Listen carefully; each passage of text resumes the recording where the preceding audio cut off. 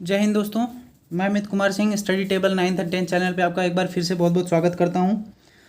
आज हम लोग क्लास 9th की केमिस्ट्री का पहला चैप्टर जो हमने स्टार्ट किया है उसका ये अगला लेक्चर है। इसमें हम लोग पढ़ेंगे inter conversion of states of matter. ठीक है, अभी थोड़ा सा हम लोग रिकैप कर लेते हैं कि हमने पढ़ा क्या क्या है। तो सबसे पहले हम लोगों ने मैटर के बारे में पढ़ा था, कैरेक्टरिस्टिक्स ऑफ मैटर के बारे में पढ़ा था। उसके बाद हम लोगों ने टाइप्स ऑफ मैटर के बारे में पढ़ा था जनरली, जिसमें हम लोगों ने सॉलिड, लिक्विड और गैस के बारे में डिफ्रेंशिएट किया था। ठीक है, तो अब हम बात करेंगे। उसके बाद हम लोगों ने बात किया था कि जो किस किस कंडीशन में हमारे जो मैटर हैं वो अपना स्टेट चेंज कर सकते हैं, जैसे सॉलिड से लिक्विड में कब चेंज होगा, लिक्विड से गैस में कब चेंज होगा। ठीक है, तो इसके बारे में हम लोगों ने बात किया था। अब हम लोग जान लेते हैं कि जो स्टेट का जो चेंज होता है, जो इंटर कन्वर्जन होता है सॉलिड से लिक्विड में, लिक्विड से गैस में, उस प्रोसेस को कहते क्या है। ठीक है, तो जनरली जो हमारा प्रोसेस होता है उसके बारे में हम लोग जानेंगे।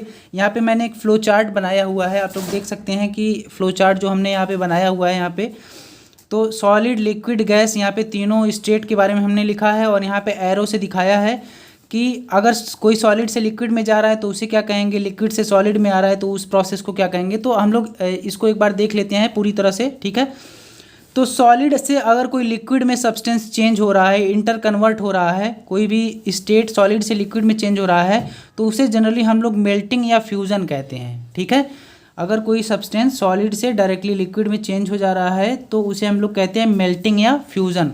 या कोई सब्सटेंस अगर सॉलिड से फिर से लिक्विड में चेंज हो जा रहा है तो इस प्रोसेस को हम लोग फ्रीजिंग या सॉलिडिफिकेशन कहते हैं। ठीक है, अगर कोई सब्सटेंस लिक्विड से गैस में चेंज हो रहा है, जैसे वाटर से वाटर वेपर में हम लोग देखते हैं, जो हमारा जनरली जो प्रोसेस देखते हैं कि हम लोग कपड़ा सुखाने को डालते हैं बाहर, भीगा गीला कपड़ा जो होता है उसको सुखाने को डालते हैं तो कपड़ा कैसे सूख जाता है, क्योंकि वहाँ पे जो लिक्विड के पार्टिकल्स होते हैं, वाटर के जो मॉलिक्यूल्स होते हैं वो गैसियस फॉर्म में चेंज हो जाते हैं। ठीक है, तो गैसियस फॉर्म में चेंज हो जाते हैं। इस प्रोसेस को हम लोग क्या बोलेंगे, इस प्रोसेस को हम लोग वेपराइजेशन बोलते हैं। ठीक है, अगर कोई सब्सटेंस लिक्विड गैसियस स्टेट में चेंज हो जा रहा है तो इस प्रोसेस को हम लोग वेपराइजेशन बोलते हैं। और अगर इसका उल्टा हो रहा है, जैसे गैसियस पार्टिकल लिक्विड में चेंज हो जा रहा है, तो इस प्रोसेस को हम लोग कंडेंसेशन बोलते हैं। ठीक है, इस कंडेंसेशन का एग्जांपल आप लोग देखे होंगे जब भी आप अपने रेफ्रिजरेटर से कोई बॉटल निकालते हैं, ठंडा बॉटल, तो अगर कोई पानी ठंडा है, किसी बॉटल के अंदर कोई ठंडा पानी भरा है और बाहर का टेम्परेचर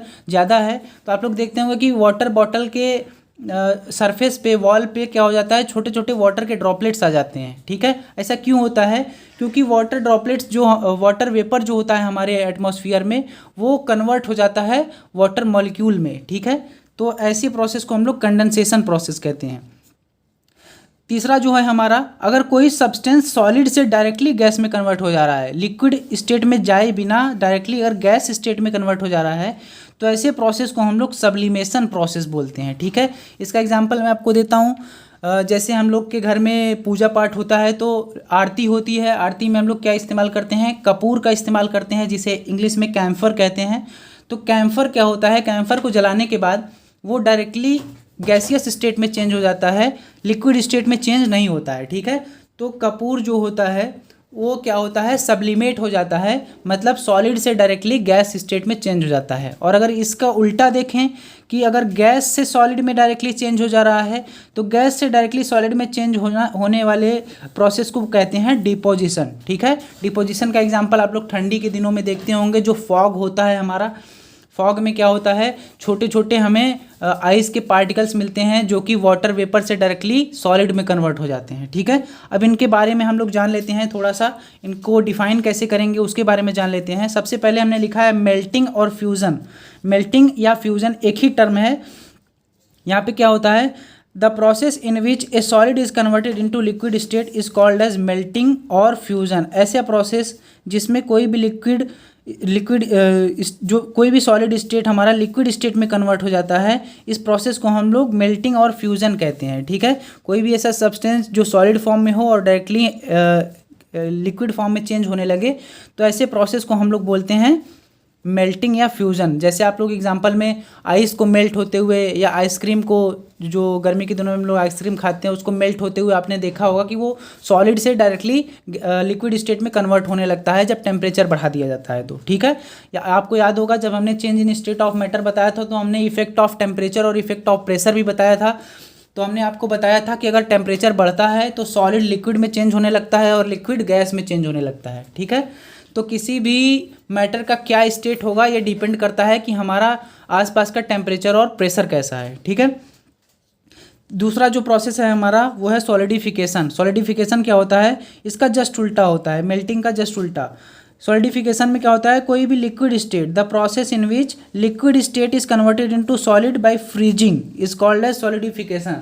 कहने का मतलब ये है कि टेम्परेचर कम करने से अगर कोई लिक्विड हमारा सॉलिड में चेंज हो जा रहा है तो इस प्रोसेस को हम लोग सॉलिडिफिकेशन बोलते हैं। ठीक है, एग्जाम्पल के तौर पे बहुत आसान एग्जाम्पल है, आप लोग रेफ्रिजरेटर में जो आइस क्यूब होता है उसमें पानी डालते हैं और कुछ देर बाद देखते हैं कि वो बर्फ़ बन जाता है, सॉलिड फॉर्म में बन जाता है। ठीक है, तो freezing of water to ice एक एग्जाम्पल है हमारा सॉलिडिफिकेशन का। ठीक है, दूसरा जो हमारा प्रोसेस है वो है वेपराइजेशन। ये वेपराइजेशन जो है बहुत इंपॉर्टेंट टॉपिक है, एक बार देख लीजिए इसको। The process in which liquid is converted into gaseous state is called as vaporisation. ऐसा प्रोसेस जिसमें कोई लिक्विड किस में कन्वर्ट हो जाता है, गैस में कन्वर्ट हो जाता है, ऐसे प्रोसेस को हम लोग वेपराइजेशन बोलते हैं। अब वेपराइजेशन जो होता है वो दो तरह से होता है। It occurs in two ways, boiling and evaporation. Boiling और इवापोरेशन दो तरह से वेपराइजेशन होता है। बॉयलिंग और इवापोरेशन के बारे में हम लोग अगले लेक्चर में बहुत विस्तार से पढ़ेंगे, ब्रीफली पढ़ेंगे और देखेंगे कि बॉयलिंग और इवापोरेशन में क्या क्या डिफरेंसेस हैं।